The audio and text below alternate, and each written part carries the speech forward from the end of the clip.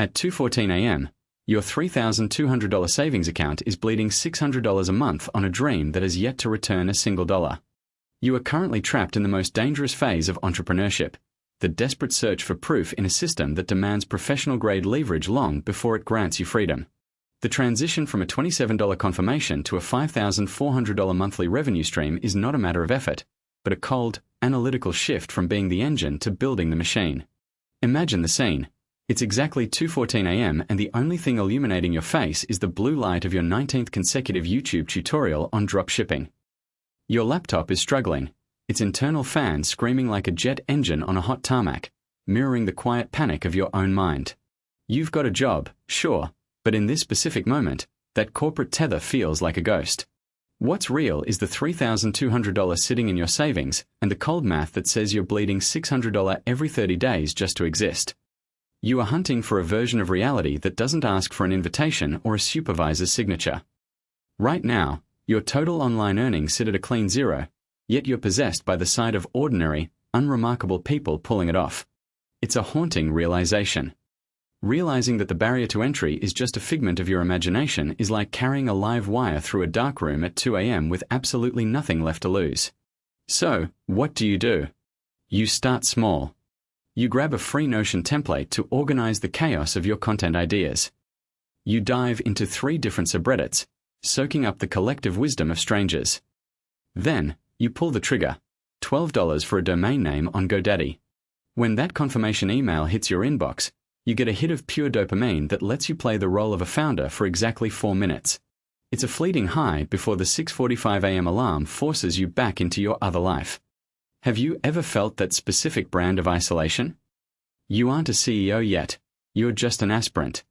It is the most crowded club on the planet, but it's also the quietest, most solitary waiting room in existence. But then, something shifts. You don't just hope, you build. You launch a Gumroad page featuring a $27 PDF guide.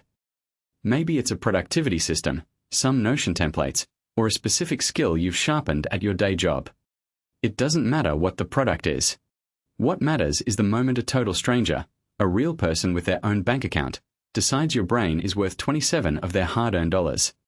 You're refreshing your inbox every 15 minutes, and then, there it is, payment received. You screenshot that notification like it's a winning lottery ticket and send it to a friend who just gives you a lukewarm "that's cool." They don't get it. You do. This isn't just lunch money, it's the ultimate validation. It's the smoking gun that proves the internet will pay for what you know. This is the point of no return. But be careful, because this proof is a double-edged sword. To use a different image, having belief without the technical skill to back it up is like flooring the gas pedal while your steering wheel is locked toward a brick wall. You hit $340 in that first month and suddenly, you're telling anyone who will listen that you run an online business. Technically, you aren't lying. But the market has a funny way of working. It will validate your concept long before it shows you where the roof is.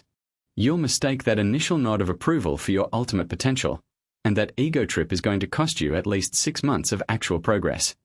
Fast forward 18 months. You've made it to $5,400 a month in revenue, but you're wearing a mask of exhaustion that doesn't quite reach your eyes. Your income is a messy cocktail of agency retainers, content creation, a tiny e-commerce shop, and a couple of freelance gigs. The problem?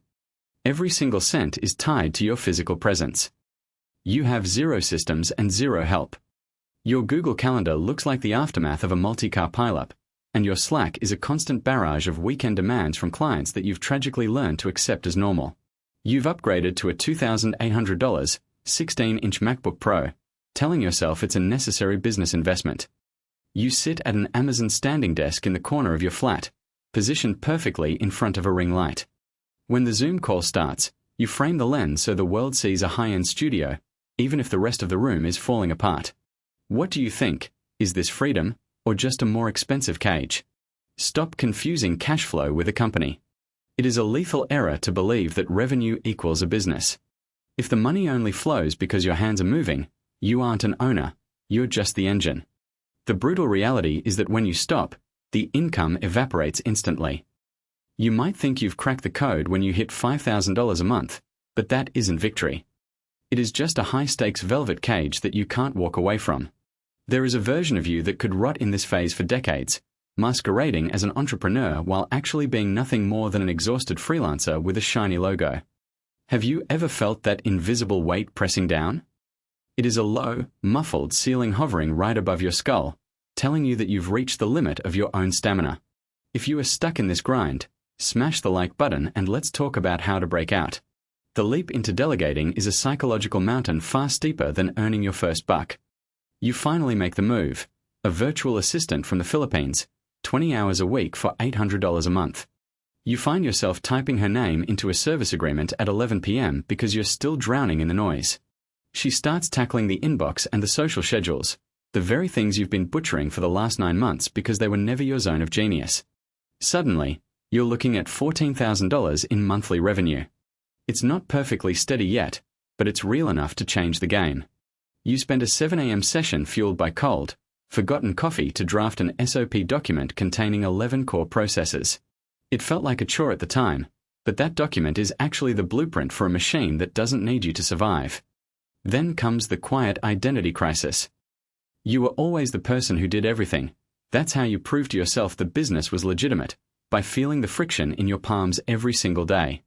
Now, a stranger is sending your emails and steering your brand. It's terrifying. Here is the third rule of scaling. The most grueling task isn't the labor itself, but the decision to stop being the work. A strange thing happens when you retreat, though. The revenue doesn't plummet. It actually ticks upward. That should tell you everything you need to know about your own bottleneck. One morning, you notice your desk is actually clear, and the silence feels alien. Hit the bell if you've ever struggled with letting go of control. You've scaled the mountain. This month, the revenue is $70,000. You've built a 3-headed dragon, a content machine reaching 180,000 monetized followers, a digital course converting at 4.2%, and a B2B service arm with 4 solid retainer clients. Your team has grown to 6 people, with a head of operations who handles the other 5 so you only have to manage her. You spend a week in Lisbon and the numbers don't flinch. Is that freedom? Technically, yes. But it brings a cold, clinical distance. You've built a world you no longer inhabit. The content sounds like you, but it's a version of you distilled for retention algorithms. The emails are in your voice, but you haven't touched a keyboard for a newsletter all quarter.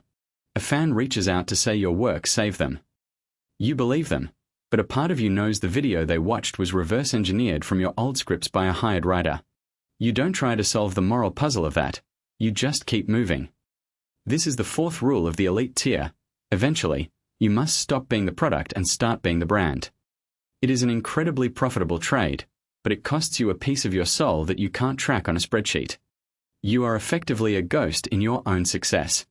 Even as you sit in this $190 a night Airbnb, you realize you've created a masterpiece you aren't allowed to touch anymore. What do you think? Is the trade-off worth it? Comment below. Deploying capital at 31 years old feels less like a game and more like a mathematical inevitability. You've stopped checking price tags. Everything is simply an entry to be expensed. You aren't laboring over blueprints anymore. You're shopping for the finished building. Your portfolio now boasts a content site and a newsletter with 44,000 subscribers. Just recently, you spotted a SaaS tool with $8,200 in monthly recurring revenue that was bleeding users because the founder was too close to the source to see the leaks. You saw it instantly. You cut a check for $190,000, and in exactly 11 weeks, you patched the hull and sent the MRR climbing to $14,500. It's wild to think that the version of you who spent 2 a.m. watching tutorials wouldn't even recognize the person you've become. Your original brand still breathes, but you only glance at the dashboard on Mondays. The rest of the week is spent in a different arena, dissecting acquisition memos, scrutinizing cap tables, and trading intel with brokers at Flipper and MicroAcquire. These aren't just cold calls. They're private pipelines built over 3 years of aggressive visibility. Have you ever noticed how the air gets thinner as the numbers get bigger? The 5th rule of this environment is that you've graduated from selling your brain to buying other people's leverage. It isn't a warmer way to live, but it's certainly more efficient. You're currently operating out of a co-working space in a city you pick solely for the simple visa process and the sun. To your dinner companions, you're a mystery. You don't even try to explain what you do anymore because the truth sounds like a foreign language they'd only misinterpret. Instead, you sip expensive wine and study spreadsheets until the two start to feel identical. You don't own a product, you've become the hidden plumbing. What started as an internal hack for your own team has evolved into an essential SaaS platform with 3,200 paying users at $97 a month. You didn't set out to be a software mogul, but the market didn't give you a choice. Being the infrastructure is like being the oxygen in a room. Nobody mentions you until the supply gets cut. When your servers stumble, entire businesses collapse. When you tweak a pricing tier, you trigger a wave of migration, rage posts, and sleepless nights for thousands of operators. You also sit on two massive traffic sources that dictate who wins and who stays invisible. A newsletter with 290,000 subscribers and a dominant content platform in a niche with no other voice. When you point a finger, the market moves. When you ignore something, it dies in the dark. The sixth rule is that true power is distribution that feels like a natural law rather than a controlled faucet. You're in that seat now. Are you being careful with that kind of reach? I'd love to hear your thoughts on that in the comments below, and make sure to hit that bell so you don't miss the final evolution. Late on a Tuesday, your phone pings with an acquisition offer for the platform from a strategic buyer. The figure they're dangling is impressive, but you don't actually need the money. You fire back a 3-sentence response. You aren't negotiating, you're hunting for the why behind their interest. That psychological edge is worth 10 times the cash on the table. Your office isn't a corner anymore. It's a dedicated room with a heavy door that shuts out the world. It's silent in there. You've crossed the line and are now firmly on the other side of the table. You've executed 2 successful exits, pulled your chips off the board twice, and placed bets on 11 different companies. 4 of them crashed and burned, 2 are gaining real momentum, and 1 has already handed you a 9x return. You aren't just part of the machine anymore. You are the one who decides where the fuel goes. You've moved beyond the grind, currently mentoring 3 startup founders not as some distant consultant, but as a peer investor with the liquid capital to back them when it counts. Your morning ritual has mutated into a necessary scaffold to stop your life from melting into a formless blur. Without that skeleton, your days would simply bleed into each other like ink in the rain. At this altitude, your name is a high-value currency. It's a trust signal in pitch decks and a validation stamp on cap tables because you've logged the years and the exits to prove you belong. You recently found yourself at a mountain retreat with a tight circle of 12 individuals whose collective track record in company sales tops $400 million. There was 0 theater and 0 pitching. It was just the raw truth, the messy chapters of the saga that never make it into a curated social media thread. That's the 7th rule. As you climb, the architecture of the room shrinks, the masks drop, and you realize every high performer is just fighting the same internal war in a different set of clothes. Consider the moment you sat on a panel in front of 800 people at a conference. They asked for your early-stage secrets, and you gave them the unvarnished reality, but you could feel the room recoiling. They wanted the fairy tale, and honestly, you remember a time when you wanted that shortcut, too. This morning, the phone rang with a proposition from a major investment fund. They want you as their anchor limited partner for a new vehicle designed to buy and run content businesses. They've been tracking your moves for 4 years. They aren't just buying your capital, they're buying your deal flow and your specific investment thesis. You took notes on a yellow legal pad with a heavy pen you've carried for 7 years now. You have officially reached the level where you stop producing artifacts and start producing choices.